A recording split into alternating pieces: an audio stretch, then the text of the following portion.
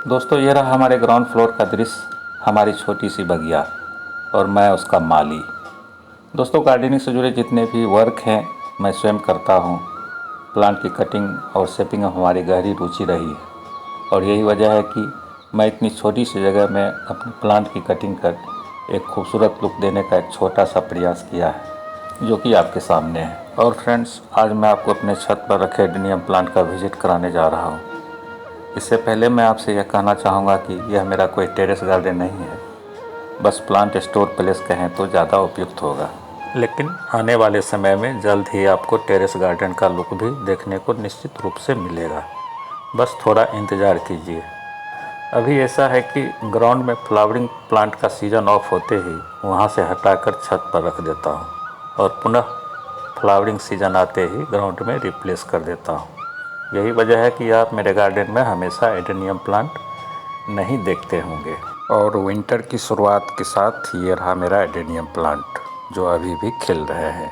हमारे बिहार का क्लाइमेट भी सबसे अलग है।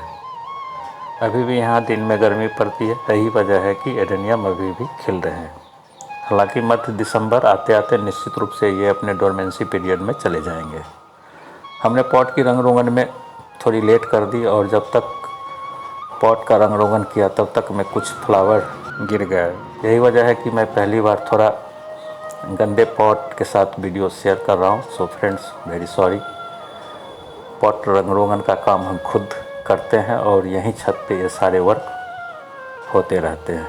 तो फ्रेंड्स, ये जितने भी एडेनियम आप देख रहे हैं ये सब के सब एडेनियम की ओवेसम वैरायटी है। यूँ तो एडेनियम की कई वैरायटी होते हैं और ओवेसम तो आप देख ही रहे हैं। इसके अलावा अरबिकम, स्वाजिकम, क्रिस्पम, ओलिफोलियम, सोमलेंसे, मल्टीफोरम और भी कई नाम हैं और सभी के रंग रूप अलग अलग होते हैं।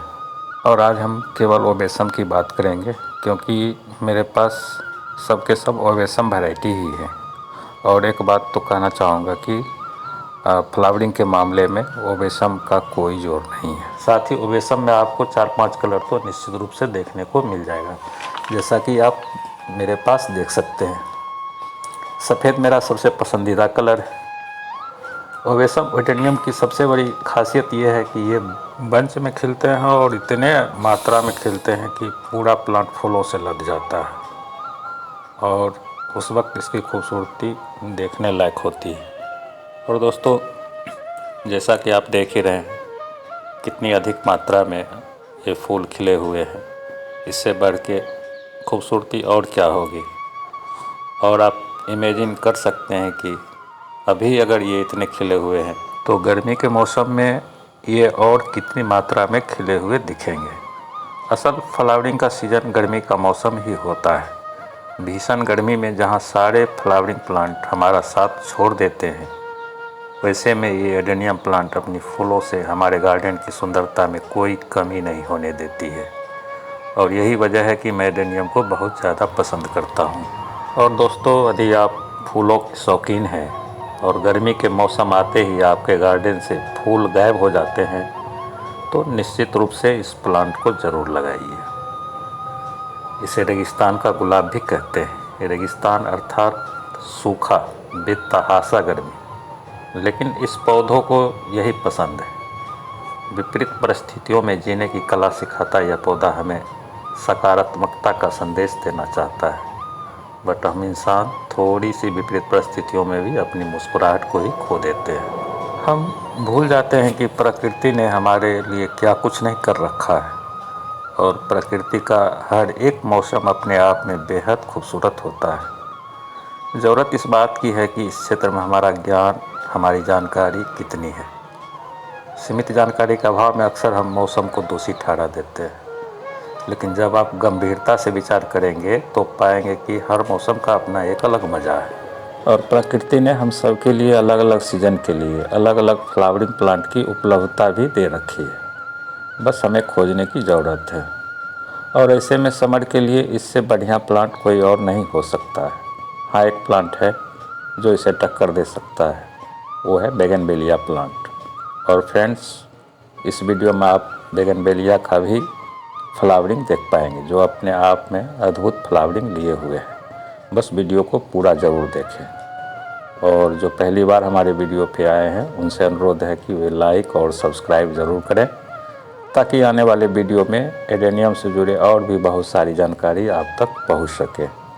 तो फ्रेंड्स, सबसे ज़रूरी बात है जो एडेनियम से है वो ये है कि इसकी सॉइल मीडिया कैसी हो, कौन कौन सी फर्टिलाइज़र इसके लिए उपयुक्त होगा, और ऐसा कौन सा उपाय है जिससे ढेर सारे फ्लावरिंग देखने को मिल सकता है, और साथ ही इसकी केयर कैसे करें। तो फ्रेंड्स, इतनी सारी जानकारी एक साथ डिटेल में बताना संभव नहीं होगा, क्योंकि वीडियो काफ़ी लंबी हो जाएगी। फिर भी जहाँ तक संभव हो सकता है मैं आपके बीच थोड़ी बहुत जानकारी शेयर करने का प्रयास कर रहा हूँ। तो फ्रेंड्स, सबसे पहले हम उस वक्त की बात करेंगे जब पहली बार एडेनियम को हम अपने घर लाते हैं और अपने पॉट में रिपोर्टिंग करते हैं। तो फ्रेंड्स, बताना चाहूँगा कि यही एक प्लांट है जिसकी सॉइल मीडिया सबसे अलग होती है और पॉट का ड्रेनेज सिस्टम भी सबसे अलग करना पड़ता है, क्योंकि एडेनियम प्लांट का लाइफ पॉट की ड्रेनेज सिस्टम पर ही डिपेंड करता है। इसलिए हमारी पहली प्राथमिकता ये होनी चाहिए कि हमारा ड्रेनेज सिस्टम बेहतरीन हो और सॉइल मीडिया भी कुछ इस प्रकार का हो कि पॉट में पानी का ठहराव बिल्कुल नहीं हो सके। तो इसके लिए मैं अभी तक जिस प्रकार का सॉइल मीडिया तैयार करता हूँ वो कुछ इस प्रकार होता है। 50% सेंट यानी कि बालू, बाकी 50% में 25% वर्मी कंपोस्ट और 25% गार्डन सॉइल, इन सभी का मिक्सचर तैयार कर पॉट के हिसाब से नीम डस्ट, बोन डस्ट और फंगिसाइड का प्रयोग करता हूँ। जैसे कि अगर पॉट 10 इंच का है तो 1 मुट्ठी नीम डस्ट, 1 चम्मच बोन डस्ट और 1 चम्मच फंगिसाइड मिलाकर प्लांट को रिपोर्ट कर देता हूँ। और इसके बाद इसके फ्लावरिंग पीरियड का इंतज़ार करते हैं, जो कि अप्रैल से शुरू होता है। इसके पहले हमें इसके सॉइल मीडिया का ध्यान रखने की ज़रूरत होती है। यूँ तो ये प्लांट रेगिस्तानी एरिया से बिलोंग करता है, जहाँ तप्ती मरुभूमि इसकी जन्मस्थली है, बट इसके रूट को मॉइस्चर बहुत पसंद है। क्योंकि हम इसे एक सीमित दायरे में यानी कि पॉट में कैद कर लेते हैं, सो इसके रूट हमारे ऊपर डिपेंड हो जाता है और हमारी मर्ज़ी से इसके रूट को मॉइस्चर की ज़रूरत पड़ जाती है। इसलिए हमारा फ़र्ज़ बनता है कि इसके सॉइल मीडिया की नमी को बनाए रखें। यही इस प्लांट की केयर की सबसे बड़ी बात होती है, क्योंकि मॉइस्चर की कमी की वजह से इस प्लांट का कोडेक्स सिकुड़ने लगता है और प्लांट खुद को अस्वस्थ महसूस करने लगता है। ऐसी स्थिति में आप प्लांट से बेहतर फ्लावरिंग की उम्मीद नहीं कर सकते हैं। सो इस प्लांट की सबसे बड़ी केयर ये होती है कि इसके मॉइस्चर मेंटेन पर विशेष रूप से नज़र रखें और फ्लावरिंग पीरियड के पहले से प्रत्येक 15 दिन में NPK 19-19 जो कि एक बैलेंस केमिकल फर्टिलाइज़र है, इसके रूट में 1 लीटर पानी के साथ 1 चम्मच NPK 19-19 का घोल बनाकर डालते रहें। भूल से भी ज़्यादा यानी कि 1 की जगह 2 चम्मच NPK नहीं डालें, अन्यथा सॉइल मीडिया का pH लेवल अनबैलेंस हो जाएगा और प्लांट किसी भी तरह के न्यूट्रिशन को एब्जॉर्ब नहीं कर पाएगा। और दोस्तों, किसी भी प्लांट का ग्रोथ, खूबसूरती और उसकी फ्लावरिंग का राज सॉइल मीडिया का नेचुरल pH लेवल का भी अहम रोल होता है। जल्दी और विशेष फ्लावरिंग की चाहत में हम तरह तरह का केमिकल फर्टिलाइज़र डालकर सॉइल मीडिया का pH लेवल बिगाड़ देते हैं और परिणाम ये होता है कि हमारा प्लांट सॉइल मीडिया से किसी भी तरह का न्यूट्रिशन लेना बंद कर देता है। और जब प्लांट न्यूट्रिशन ही नहीं लेगा तो उसे फ्लावरिंग की उम्मीद आप कैसे कर सकते हैं। यही वजह है कि कुछ लोगों की ये शिकायत रहती है कि हमने तो सब कुछ दिया, वो सारे रिच फर्टिलाइज़र का उपयोग किया, लेकिन फ्लावरिंग बहुत कम हुए। इसकी वजह सॉइल मीडिया का pH लेवल बिगड़ना प्रमुख कारण होता है। दोस्तों, pH है क्या, आइए इसे संक्षिप्त रूप में जानते हैं। pH का full form potential of hydrogen होता है या पावर ऑफ हाइड्रोजन भी कह सकते हैं। ये दोनों इसके फुल फॉर्म होते हैं और इसका रेंज 0 से 14 तक होता है। pH से आप अपने सॉइल मीडिया के 3 चीज़ों का पता लगा सकते हैं। पहला ये कि आपका सॉइल मीडिया एसिडिक यानी कि अम्लीय तो नहीं। दूसरा, कहीं आपकी सॉइल मीडिया बेसिक तो नहीं, बेसिक मतलब क्षारीय होना होता है। और तीसरा ये कि आपका सॉइल मीडिया नेचुरल यानी उदासीन तो नहीं है।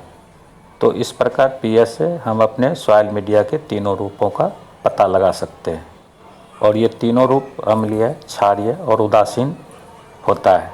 एडेनियम को उदासीन सॉइल मीडिया बेहद पसंद है।